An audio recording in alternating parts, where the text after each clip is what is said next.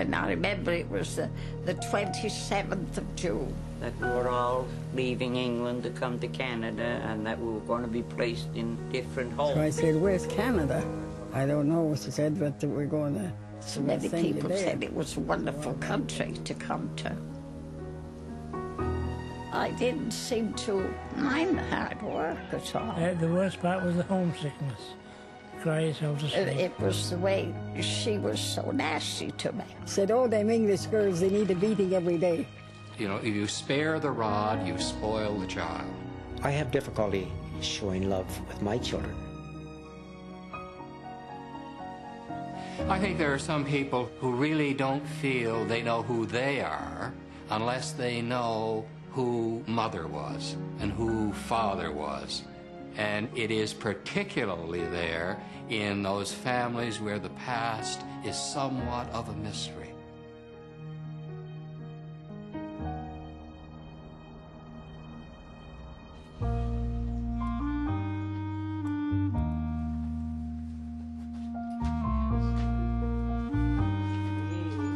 That was when I was in the Middlemore Homes. And that was 2 or 3 days before we left for Canada. I think I'm right in the middle there. Yeah. Right there, yeah. Like more than 100,000 other British children, Annie Faraday left everything and everyone she knew behind her, and as a child began a new life in a new country. My mother and father separated, and you see, my mother was going into domestic service, and so they had to do something about me, you see. With the onslaught of the Industrial Revolution in Britain, hundreds of thousands of rural people were forced off the land and descended upon the cities to work in factories. Appalling conditions existed in places like the Birmingham slums. Cheap houses built for migrants were crowded and poorly maintained, and as many as 15 families shared a toilet. Yards were filthy and swarming with children. Entire families were forced to work in order to provide the bare essentials. Mothers often went into domestic service, caring for the homes and families of the middle class and paying out a substantial portion of their income for childcare. Government favored the interests of wealthy industrialists and provided little meaningful intervention. Homeless children scavenged for survival, begging for food and sleeping in the dark alleys of the world's wealthiest nation. Author and journalist Kenneth Bagnall explains. Britain had a big problem in its major cities, too many children who were destitute. And some evangelical Christians came to the conclusion that the answer was to take them from the streets into institutions in those cities. The children, most of the time, were either found on the street or sometimes delivered by the parents to the institution where they would be taken care of. Some of the more well-known of the organizations included Bernardo Homes, Church of England Waifs and Strays Society, Fegan Homes, Quarrier Homes, and Middlemore Homes. Eventually, the actual running of these homes and charities became a means of livelihood for thousands of Victorians. Mother died, father went somewhere, her aunts and uncles rounded us up and took us to the Middlemore home in Birmingham, England. I was very happy in the Middlemore home. We all had a floor to scrub every night before we had our supper. They never punished her or nothing there, you know, unless you didn't do anything too bad. But then you had the run of the orphanage. But I took my place up to the babies. I like babies there. Of the more than 50 child-saving organizations in Great Britain, Bernardo Homes was one of the most successful. Their motto, no destitute child ever refused. But an open door at the front requires an exit door at the back, and this was Bernardo's justification for the program he named Highway of Hope.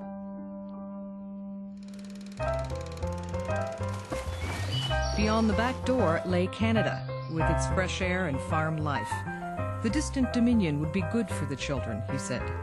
Canada was in great need of immigrants, not to mention cheap labor, and even small children were welcome help on a farm. Canada needed workers. Britain needed to reduce the population of children. And so these historic movements and conditions fitted each other like a hand fits a glove. Well, I had read that book, Anne of Green Gables, and I thought, oh, I think I'd like that, to go out to Canada.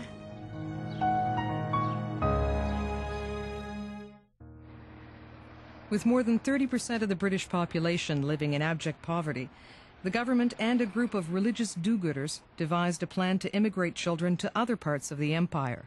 Well, there were 2 or 3 evangelical Christians who came up with it. Maria Rye in the 1860s was the first. She was followed by the McPherson sisters, 3 women who brought children mainly from Liverpool. And then the prime mover in child immigration, Thomas John Bernardo, who aspired to be a medical doctor but was persuaded that this was a Christian mission that he was called to. Bernardo was an Irishman who in his early 20s established the East End Juvenile Mission in London and soon attracted thousands of destitute children.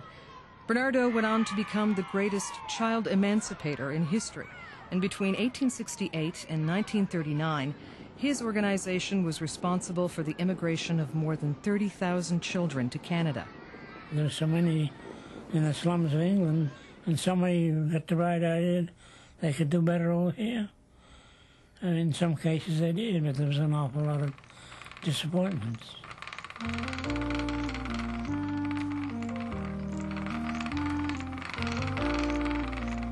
Gwendolyn Rose Bennett was 6 years old when she was placed in the Middlemore home in Birmingham, England. Her mother was having financial problems, and she and her siblings were placed in the home as a temporary measure. At age 8, she was put on a ship and sent to Canada. She never saw her family again. And of course, at the time that I went in there, they were preparing a bunch of the children to come over here. And I was added in that group, which I would like to have kicked them in the... The British child savers portrayed Canada as a vast garden of plenitude. They believed the clean air and hard work would allow the children to thrive. Here, opportunities existed for the paupers to gain an education and find a place in a society supposedly free from class consciousness. We thought it was going to be wonderful, of course, coming to Canada, because we had heard so many stories about it, you know. Oh, they had great stories of Canada.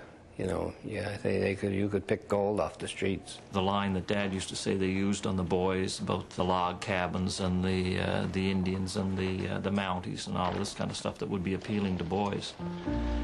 His memory of going down to Liverpool and getting on the boat, and he was fascinated by the steamship. Dad thought it was be quite an adventure. Unfortunately, Fred Reynolds' sense of adventure wasn't shared by all.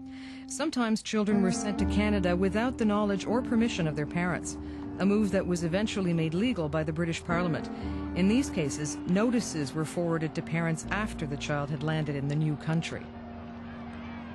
She told me that she had what she called a carpet bag, a rag doll, a Bible, and a copy of Pilgrim's Progress that was given to her by her Sunday school teacher.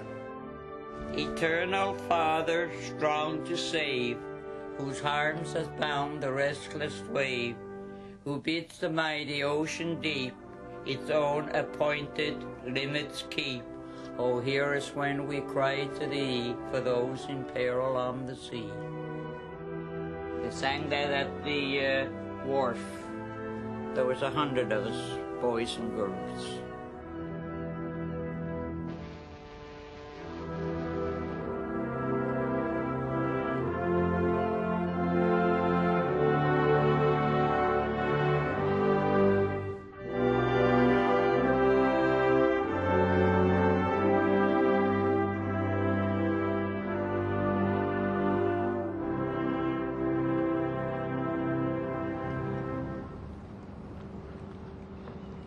And I remember it was the 27th of June. We left from Liverpool.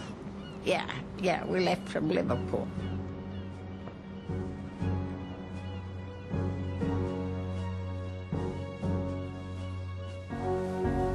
But we enjoyed 3 or 4 days on the boat, running around there, up and down all over the place there. The sea was rough at times there. Everybody got sick on the road. We came over on the Samaria. I think it's a White Star liner. I got an awful weak stomach. And the first couple of 3 days I wasn't very sociable. The matron, our matron, was a wonderful woman. And she said, well, dear, she said, the Lord had this planned for you before you were even born. And I said, well, I wish he had planned something else. Be strong and have a good courage. Be not afraid, neither be thou dismayed. For the Lord thy God is with thee, whithersoever thou goest. And how many times I used to sit and read that. How many times? That was all I had to go by. I didn't have any friends or anyone to tell my troubles to. Susan Kelly was born in Limehouse, England in 1909. As an infant, she was placed in a home on the outskirts of London. In June of 1920, at the age of 10, she set sail for Canada, where she was eventually adopted by a family in Ontario. So finally then we landed in Quebec. The nun was there. She brought us all an ice cream cone. I've never tasted ice cream in my life there, you know. So she brought us all an ice cream cone. That was a good treat there, you know. When the children arrived in Canada, they usually landed in Quebec City or Pier 1 in Halifax and were sent by train to the receiving home of the organization which sent them. Receiving homes were concentrated mostly in Ontario, but also existed in Manitoba, Quebec, New Brunswick, and Nova Scotia. Here the children were prepared for placement on Canadian farms. Children destined for farms in maritime Canada were often taken to Middlemore's Fairview home in Halifax. They were immediately put to work. I've heard stories of children going out and gathering stones in buckets, clearing fields and planting crops, topping turnips, pulling carrots, that type of thing. They earned their living. When a new shipment of home children arrived in Canada, an ad would be placed in newspapers inviting those who would like to claim one to come to see them.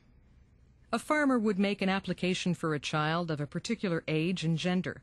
The agreement required the child to remain with the farmer until they turned 18. In turn, they were to receive room and board and a small payment released only when the indentured labor ended. Mrs. Ragg, the lady that took us, she was the matron of the home there in Fairview. She took another girl and myself, and she told the two of us, one of you are going to Petticordiac and the other one is going to Sussex. And I thought to myself, oh, I hope I go to Sussex. I hope I don't go to that queer-sounding name that she said. I couldn't even repeat it, you know, it sounded so funny. But I was the one that got put off the train at Petticordiac, my first place to work. Well, I stood there on the station platform, and there was nobody there to meet me. Nobody there to meet me. I was so disappointed, I wanted to go right back. I asked, was there any children in the house? No, there was just this old crippled lady and the two men. Well, I lay down on the couch and I cried myself to sleep, finally. I didn't want to stay, I wanted to go back. I wanted to go home with my mother and my brothers. It was 9 miles of the back roads of Petticordiac, and I kept thinking, I hope it's a nice white house. I hope it's one of those nice white houses that I say. But when we got there, it was an old grey house, and I don't think it had ever had any paper on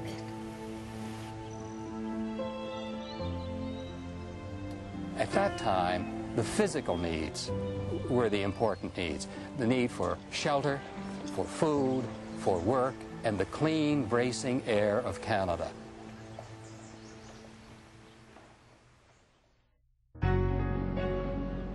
Most child migrants arrived in Canada with a preconceived notion of their new home as a pastoral paradise. They were soon confronted with a far different reality. They were often unprepared for the harshness of the Canadian climate. Farmers were often poor and overworked. They were no-nonsense people with little time for idleness. The children would be separated from friends and siblings and placed on remote farms miles from towns or villages and immediately put to work. Dear Mr. Jackson, here I work hard from 5 o'clock in the morning until dark at night. I milk the cows and I can now rake and build a load of hay. I'm getting to be a regular farmer. R. Oakley. There was children kind of handy that went to school with, but I could never go out with them to play. Or I was 10.5 years old when I learned how to take her up out of bed. She was a woman that weighed about 300 pounds dead weight. You know, she couldn't help herself. And then she'd come out and she'd say, "Hey, Granny, do you want to try to make some bread?" I'd say, "No." So the first time I ever made loaf bread, I had to have the pan on the chair. I couldn't eat it on the table. They kept about 40 cows, and they had sheep, and they had pigs. And of course, it was all new to me. I'd never been on a farm in my life before. My hands are never used to any farm work, and it had a tough time. Wasn't no giant of a man anyway, and I did what I could, you know. Had a hard job learning to milk the cows. I worked inside as long as there was work to do inside. And when the inside work was done, if there was any outside work to be done, like thinning the turnips, pulling the bugs off the potatoes. So every morning we had to get the fire going to thaw the tea kettle out and thaw the pump out so we get a little water out of the cistern. And my God, it was cold. Well, they put me out over the kitchen the first winter, and I did freeze to death. The worst part was the homesickness. Just couldn't get over it, you know. You'd go to bed nights and cry yourself to sleep. There's no way out, you know. Oh, yeah, sometimes they were worked very, very hard, and many times they were denied their education. We all think that's terrible, that's child labor. And from our vantage point today, it is. But their understanding was that they were doing a favor to this child by taking this child in. In return, this child was not primarily a member of the family, not exclusively a worker, but somewhere in between. I didn't seem to mind the hard work at all. It was the way that she was so nasty to me. She wasn't very nice to me at all. My mother and her brother were abused quite badly. Punishment was sleeping in a chicken coop, being beat, with a gat or a cane. I had a cousin that told me, he said, "Do you know why your father married your mother?" He said, "Because the place she was staying was working her like a man. And your dad said that no woman should be treated that way. That's why he married her." I guess if I were to select one that was really tragic, my mind goes back to a man named Charles Goddard, who ended up on a farm where the people prayed twice a day, and they beat him terribly. Beat him and beat him. And they placed him in the doghouse, like an outhouse, where the dog and he lived. He had enough to eat if the dog didn't eat all that was given him.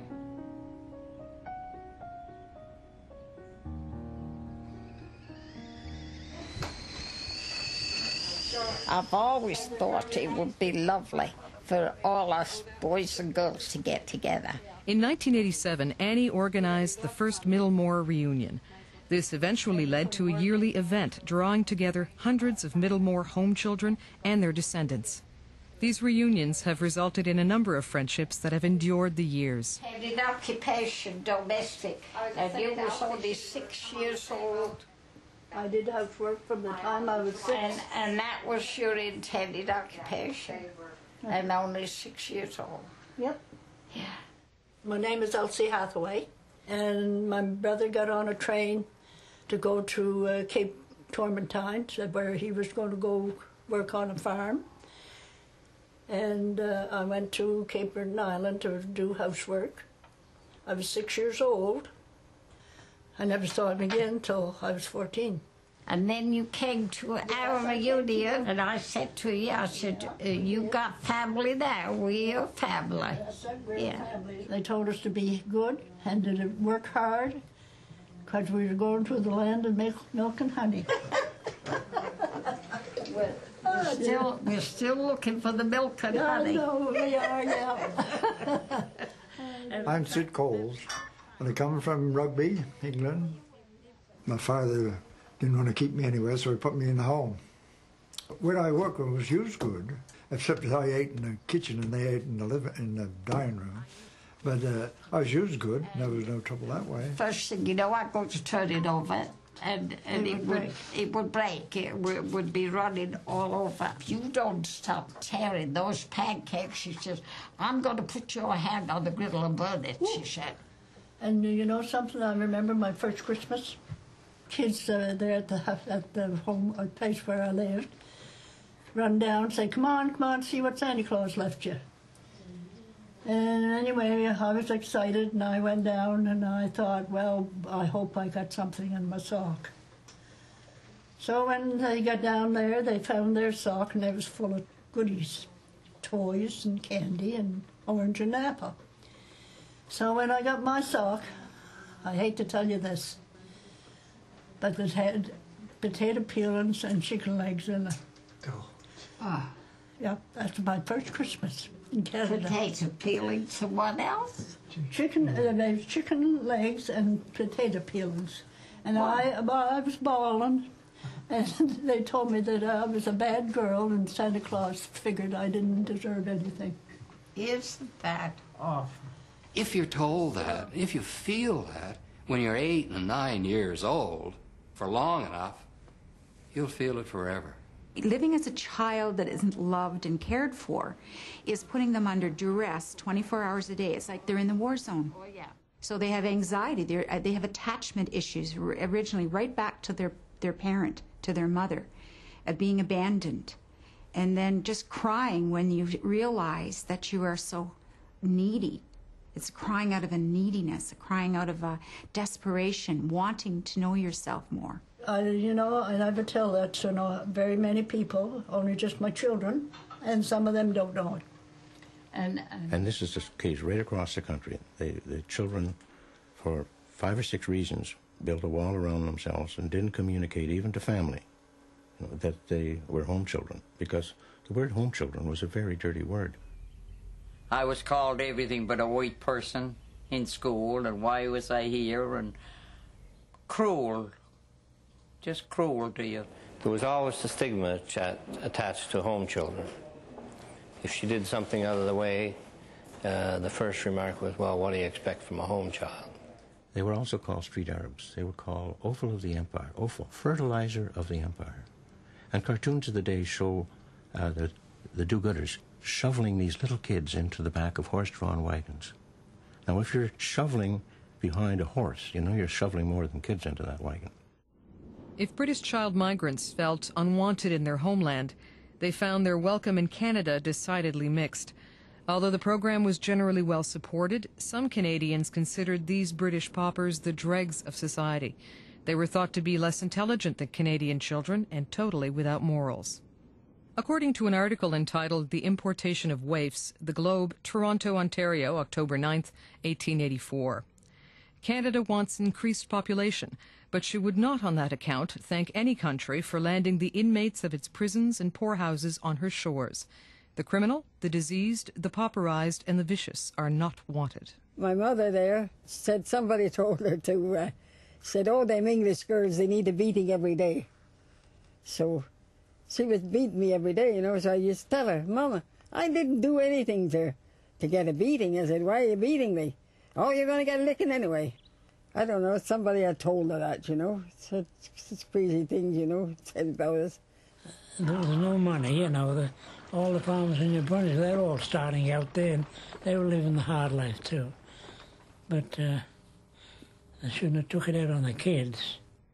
It's more work for parents, certainly, to always meeting the need of the child by listening, by being connected, by loving the child, than it is to just simply supply food, shelter, and safety. But a lot of these children weren't even given safety, because to be beaten every day is not very safe. It's abuse. It's just the way it is. However, that was, in those times, very much the way many children were raised. Not just the home children, but many families raised their children. In the end, I think we can't understand child immigration unless we see it through the prism of economics.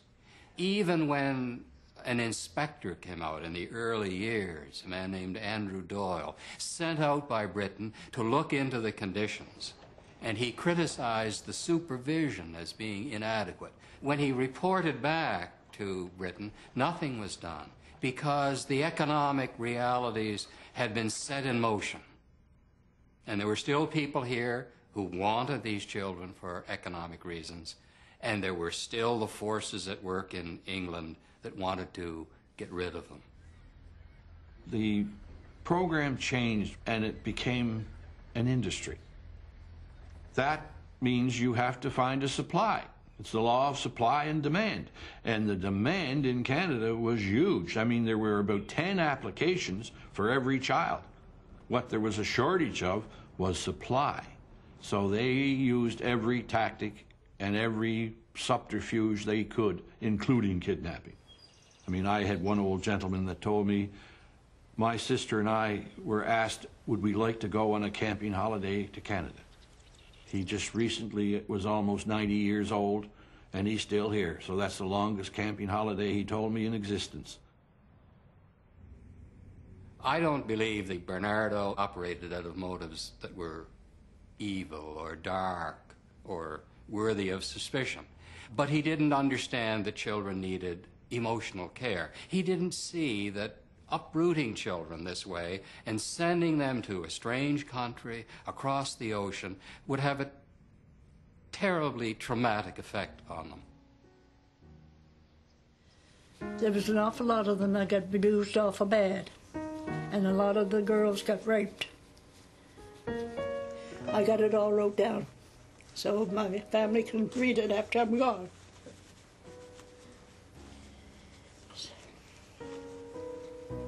It's still hard now to think that she was actually treated that unfairly. I would go back now and probably wring their necks for different things that they've done to my Graham, because no one should be treated that way. I think that it's the same for anyone who has endured great pain. You would never inflict it on someone else because you know how hard it is for you. I think they, in every case, were not only protecting themselves, but were protecting their family. And I have the greatest respect for them. So they were silent heroes in many senses of the word. Dear Sir, I now take pleasure in writing a few lines to let you know how much I like Canada. I like it very much and have been well ever since I came here. I would like to know if my little brother Freddie is still in the home, and please let me know if he is coming to Canada in the spring.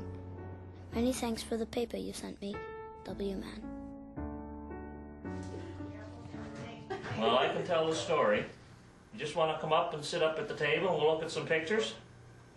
My name's Gord Reynolds. I'm the only son of Fred Reynolds, who was a home child that came over here in 1923. Dad was able to look after himself until he had a stroke when he was 88. Do you remember this picture? That's you when you were a little boy. Was that? Yeah, over in England. Don't you remember the big tricycle you coerced your mother into getting the picture taken? No. Well, I guess that's a long stretch. You were only 4 there. In some cases, the children were lucky enough to find a truly loving home. Fred Reynolds was 14 years old when he was sent to a farm in Cape Breton, Nova Scotia. Fred became a cherished member of the MacDonald family. Norman? Norman. Stuart. Audrey. Mabel? Even when he married my mother, for the first 8 years, he spent his vacations going back to the farm to make hay. It was the stuff that he loved. He loved working with the animals, and that's quite common with these home children. And I often wonder if the animal was the object of affection, where in some cases they never received affection back. but thankfully Dad wasn't, he had gotten a good home. One day not long after he arrived in Canada, Fred was put in charge of the children while the parents went to town. When the farmhouse caught fire, Fred managed to get the children out safely. Then he noticed the youngest girl was missing. He raced back into the burning building to pull out 4-year-old Thelma. She's maintained a special place in her heart for him ever since. The bond was also strong between Fred and his Canadian mother, made evident by her response to an offer on her deathbed for one last shopping trip to Boston. Her reply was that she was going to take Freddie back to England. If she had one more trip in her, the trip was going to be to England with Freddie. If you ask my father, was it a good thing or a bad thing to come to Canada, he would never look back. It was always a good thing to come to Canada.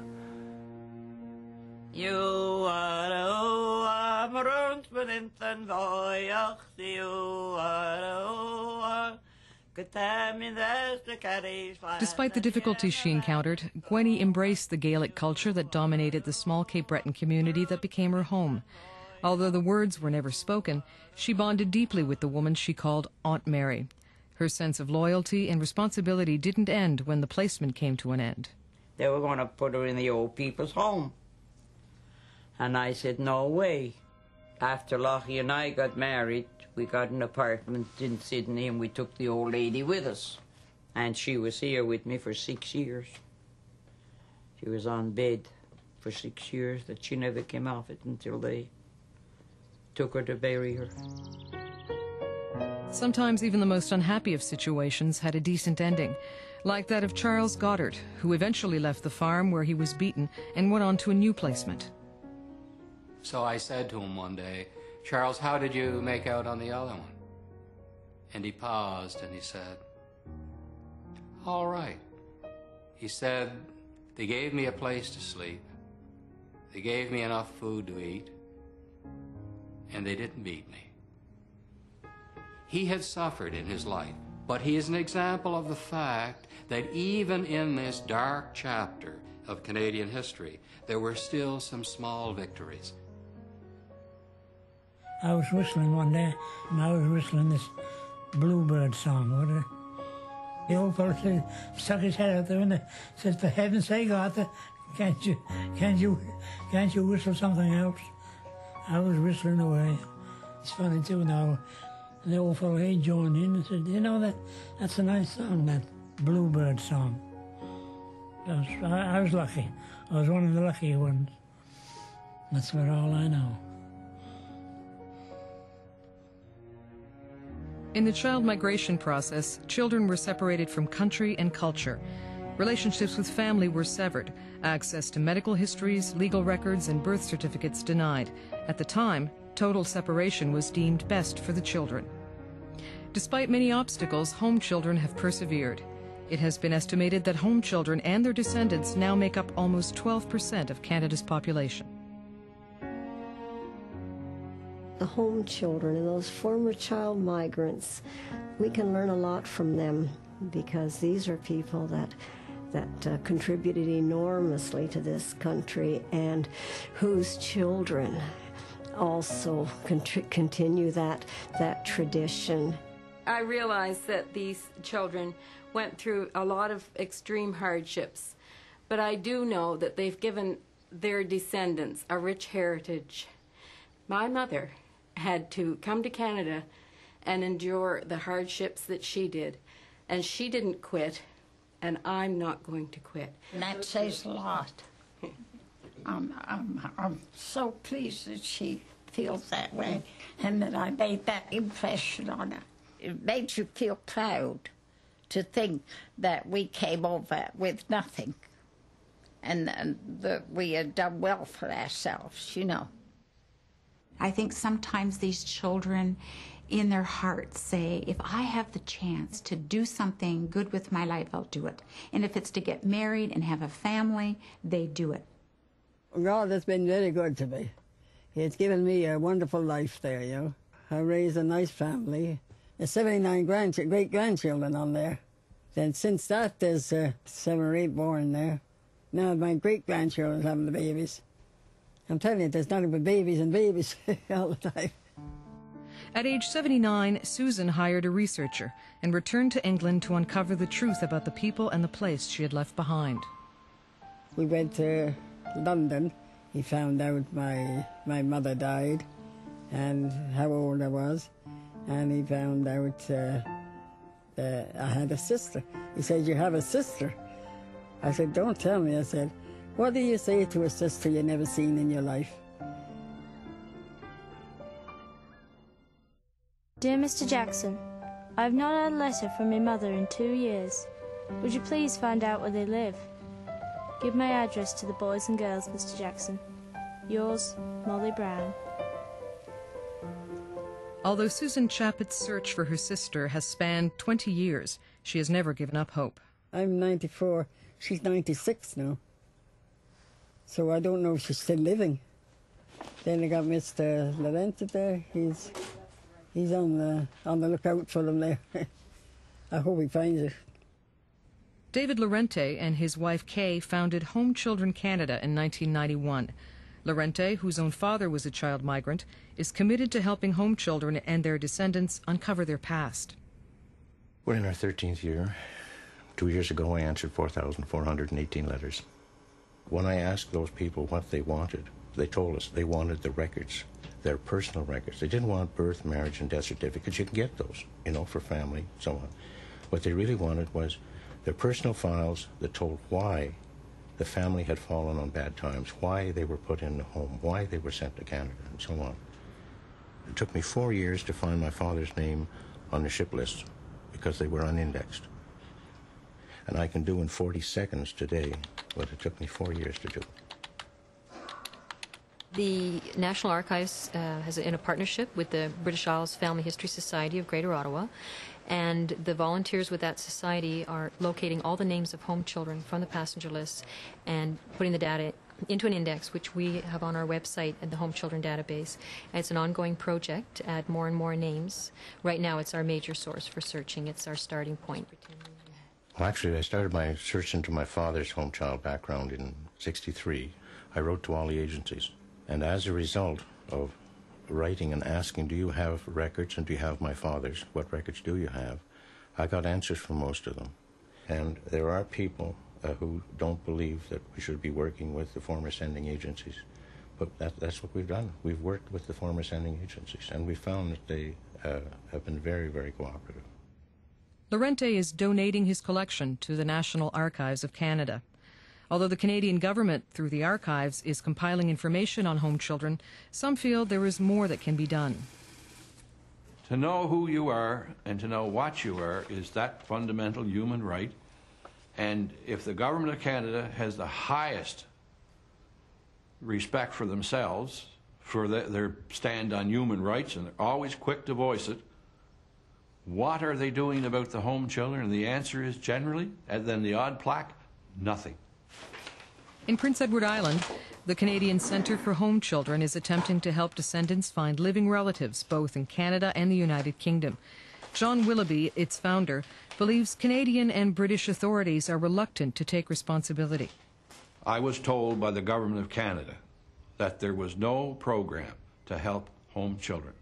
And I have heard senior representatives of the Department of Heritage in meetings say if they want to find their families, they should pay for it themselves.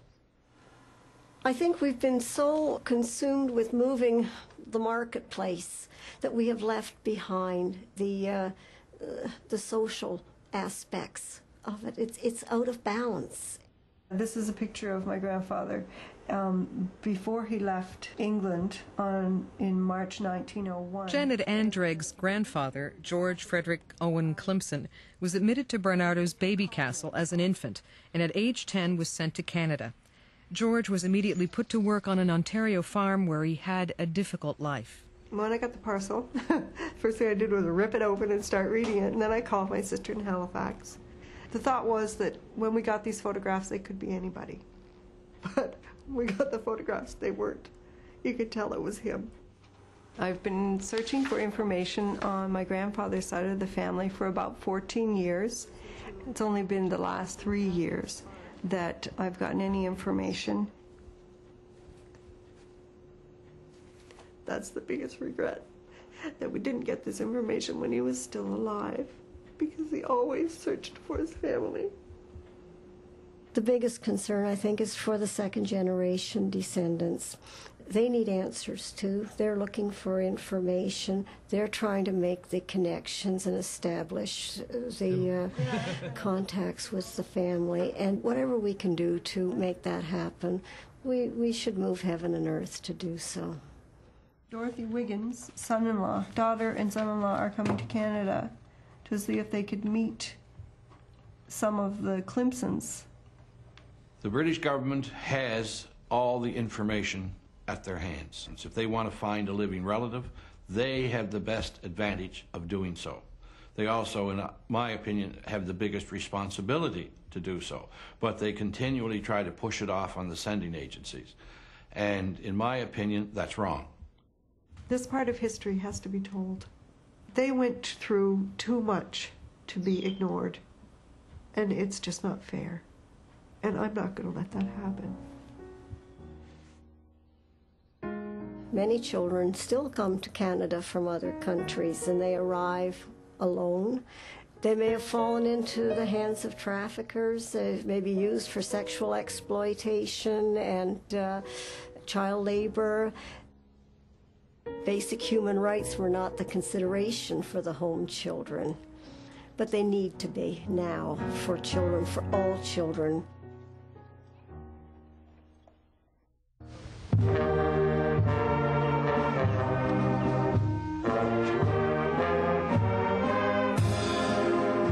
In September of 2002, the first ever Festival of the Home Children was held in Cavendish, Prince Edward Island. The event brought together descendants of home children from across Canada and provided an opportunity for healing. Think of all of a sudden one side of the family, there's just nothing, you know, and that you need to be able to fill in the blanks and write the names on the family tree. She didn't talk about it, and it was only in later years that I ever found out that she was a home child. It makes you wonder on the other side, like in Britain and that too, if they're in the same position, you know, the feeling the loss. Well, I think sometimes that problems shared are problems diminished. There you are, Betty. Okay, thank you very much. Appreciate that. Hi there. Their anxieties are eased when they talk to other people, and they see that other people who live normal and happy lives also know what it was to have had a parent who had gone through this. Mom missed so much too, and you think she had a tough life at times, and you sort of think, well, hell knows if her brother had been around, you know, the family, the support, all that kind of stuff. I guess angry with that whole system, this misguided project they had. And everybody says, you know, that they had good intentions, but I don't think that was the case in all cases, at least not the way they implemented it anyway. But the underlying motive, the driving force behind child emigration was economic. This is perhaps one of the greatest human interest stories in Canadian history, and it is a story that needs to be told. It is also one of those stories from which we can learn the past. It's like a family tree with one side, no branches. You know, I know some of my ancestors on my father's side, but that's one blank side. My mother, and that's it.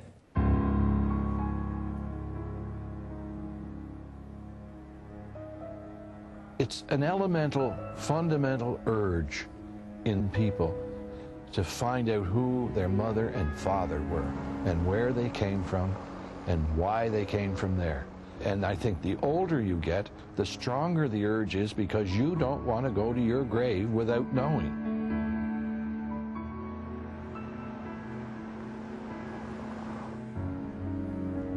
My mother, I don't think, ever really could show us love. I couldn't approach her and give her a hug, yet my children could.